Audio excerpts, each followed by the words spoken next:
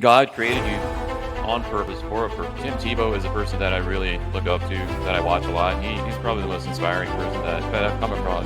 He's unashamed about his faith in Jesus, and he's committed to sharing the gospel with people and helping the hurting people around the world. Why not you? God doesn't call the qualified; He qualifies the called. Why not now? Hi, and welcome to the very first episode of the Take Action Now podcast. I'm excited to get this podcast launched and get it out to you. My main focus with this podcast is to help you get started taking action on your goals, your dreams, your calling in life. Now, I may not look excited, but I actually am excited inside. I've been told that I need to smile more. I'll do my best. It's a little bit harder for me myself to show, I guess, emotion on the outside, but yeah, I'll do my best. I believe you were created on purpose for a purpose by all knowing, loving God. I believe you were created to do great things in your life. Maybe you've felt like you need to do something to make a difference in other people's lives. Maybe you want to start a business. You're not sure where to start. Maybe you have some fears around putting yourself out there. Well, I want to help you conquer those fears. Stop procrastinating and take action on the things that matter to you. If we have dreams and goals and a vision, that's only half the equation. Now we actually have to start taking action on those things to get to where we want to be. The person that God has called us to be. So that is my goal: is to help you just get started, to walk alongside you, and help you every step of the way. So I'm going to ask you this question: what would you do if you knew you absolutely couldn't fail? What would that look like for you? My coach asked me this question recently, and it definitely got me to start thinking creatively, if I can get it right. Who inspires you? For me, I know that Tim Tebow is a person that I really look up to, that I watch a lot. He's probably the most inspiring person that I've come across. He's unashamed about his faith in Jesus, and he's committed to sharing the gospel with people and helping the hurting people around the world. Ed Milet is another person that I listen to every single day for motivation, for help getting just past different fears I have, and realizing that done is better than perfect. Being a perfectionist, which I am deep down, a perfectionist, I've struggled to actually take action because I tend to wait till things are exactly perfect to do something about it, till everything lines up, till I have everything figured out. And that's probably the main thing.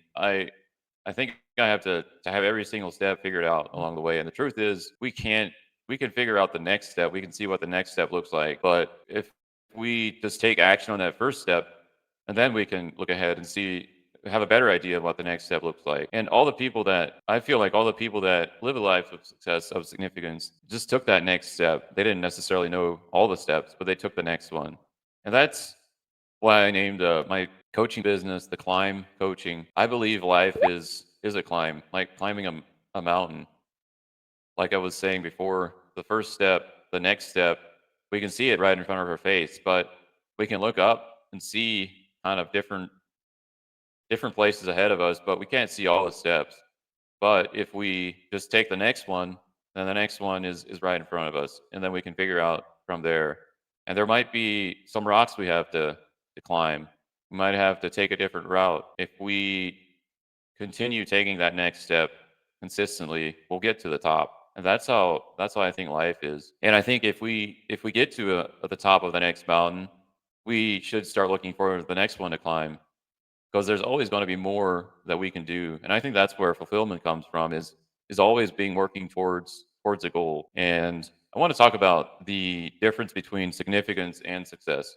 John Maxwell, one of my favorite mentors, puts it this way. He says that success is about ourselves. If we make this life about being financially successful and nothing else, we might be able to do that, but will we be fulfilled? Will we be satisfied? And I think the answer to that is no. If we make this life about others, about serving Christ, about serving others, we can live a life of significance, of fulfillment. Because the truth is, there's a lot of people, wealthy people out there, that they've got more money than they know what to do with, but they're not happy. So my goal is to help you live a life of significance. I like to think of my vision as, eventually, once I get to the end of my life, being able to stand in front of my Creator, hearing the words, "Well done, good and faithful servant." I think that would be a life well lived. And that is my goal. And I hope you have a similar goal to that, where you're putting God first and others before you. Now that we've answered the question, what would you do if you couldn't fail? I'm going to ask you the question, why not you? Why not you? God created you on purpose for a purpose. I believe we all have unique gifts.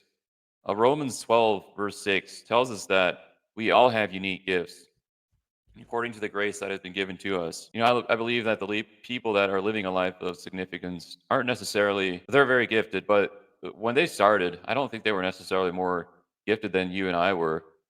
I believe they just had a vision. They had dreams, they had goals, and they worked towards those goals. They worked in their strengths. They took action instead of waiting until the right time.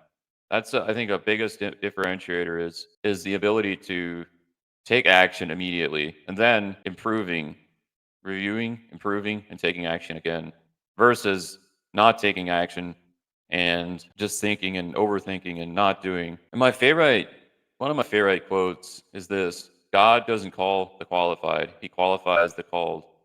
And I had to think of Moses back in Exodus and it was actually my devotional this morning. Moses said, "I'm not gifted. Why can't someone else do this?" But God wanted him to do it. You see, God didn't call the qualified in that case. He qualified the called. And he gave Moses strength. He gave him words to speak. And that's what I pray for, that God would give me words to speak, give me courage, give me wisdom, patience. And the funny thing with that is if we ask for courage, God gives us an opportunity to display courage. He doesn't just give us courage. If we ask for wisdom, he gives us an opportunity to develop that. He doesn't just give us wisdom. Same with patience. God doesn't just automatically give us patience. He gives us opportunities to grow that patience, to display patience. So now that we've answered the question, why not you? I'm going to ask you, why not now? I'm going to put you on the spot. This is all about taking action, because having an idea, having goals, having dreams is just half the step. Now we actually need to take action on those goals, those dreams. Do you know where the most expensive real estate is? And it's not what you're thinking. It definitely, when I heard this, it was not what I was thinking. But the most expensive real estate is the graveyard. Let that sink in. Most people go to the grave with brilliant ideas. They have goals, they have dreams they never acted on. And I don't want that to be you. I want to help you take action now. The truth is, the time will never be right. We'll never have everything figured out. But if we just take the first step, we can get to where we want to be, where God has called us, the person God has called us to be. And I also want to ask you, does your vision line up with what you're willing to do? Because if it doesn't, if your goals don't line up with what you're willing to do, you'll never do that. You'll never get there. And that's a hard truth. It was a hard truth for me, but I had to look at different things I needed to grow in, different areas I needed to grow in, because I realized that not improving myself, not growing, I will never be able to make the impact I want to make, to reach the amount of people I want to. So in order to reach those performance goals, we need growth goals as well. And that's where a coach has been huge for me, just helping me see different areas where I have fears, where I just hesitate, and realizing where that comes from, and being able to put together a growth plan in order to get to where I want to be. And that's why I'm actually recording this podcast. I probably, without committing to doing this to my coach, I would have never done this. But I told him that I'd get this out at the end of October. And I know today is November 1st, but my goal is to get a podcast out every Friday. Think of that. If you just can't get yourself to take that action, consider coaching. It's been huge for me. And I would love to walk alongside you as you work towards your goals. And you can reach out to me through Instagram or Facebook for more information on that. John Maxwell talks about the success lie. The lie is that success is so far out there that it's not worth starting. It's not worth doing this just to possibly, maybe one day getting there. Success and significance happen if you start doing the right things now. It doesn't have to be a goal 10 years out in the future. You can have success and significance right now just by putting other people first, just taking a small step every single day to get better. And I want to encourage you to make that decision today. Just start getting better just a little bit every single day. And you'll be amazed at where you're at in a year from now. Have joy in the journey. That's hard for me because I have these goals, and sometimes I catch myself thinking, one day I'll just be blissful and everything will be just be roses. But the truth is, if we don't enjoy what we're doing now, the journey to get there, we probably won't enjoy it once we're there, right? I think that's a good way to kind of gauge if you're on the right path. If you're not able to have any joy in the journey, just ask yourself, am I on the right path? Am I living my dream or am I living someone else's dream? And John Maxwell has this book he calls "Put Your Dream to the Test," and there's a lot of good questions in there that have helped me to actually see if this what I want. And I believe this is my purpose to help other people take action on their goals and their dreams.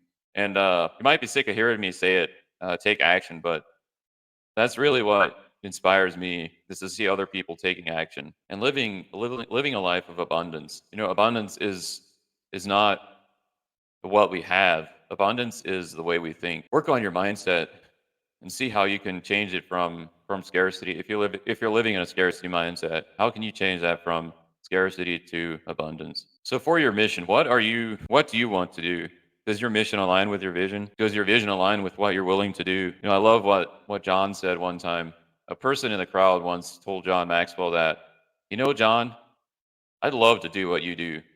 And then John asked him, so are you willing to do what I did get to do what I do? So are we willing to do what it takes to get there? And it is something that we should ask ourselves, because if not, we might have to reshape our vision, to change our goals, in order to make them achievable. I also encourage you to think of core values for your life. That is what will guide your life every single day. My core values, I spent a lot of time coming up with these, but the reason I like my core values, first of all, they mean a lot to me, but also they fit perfectly into my name, The Climb. So my core values are courage, love, intention, mission, and belief. And that spells climb. If you take the first letters, climb is an acronym for those core values. So every single day when I look at that name, I think of my core values and I ask myself, am I living these out? Am I displaying courage every single day? Because I know that in order to get to where I'm called to be, the person I'm called to be, the goals I have, I need to display courage every single day. The second one is love. I believe that we're called to love our neighbor as ourselves. Love God with all your heart, all your soul, and all your mind, and love your neighbor as yourself. There are no greater commandments than these. And that's quoted in scripture somewhere. I'm not exactly sure what the verse is. The next one is intention. Am I intentional every single day about growing? John Maxwell has a book called The 15 Invaluable Laws of Growth. I recommend reading that book if you're on your personal growth journey and just need help setting goals, especially growth goals in your life. The next one is mission. The reason I chose mission as a core value is because of Matthew 28, I believe it's verse 19, where it says, go out into all the world and make disciples of men, baptizing them in the name of Jesus Christ. And I believe we're all called to share the gospel with people. And that is why I chose that as my core value. And the last one is belief. Believing in not necessarily what I can do, but believing that God can use me to do great things in life. And I believe God can use you to do great things in life. But we do have to take the initiative. We have to work on growing ourselves in order to do what God has called us to do. I can't wait to share more with you as we get this podcast going. I will be bringing on guests, faith-based business owners to help you action on the goals, the dreams you have. Can't wait to see you on the next one. As always, keep climbing.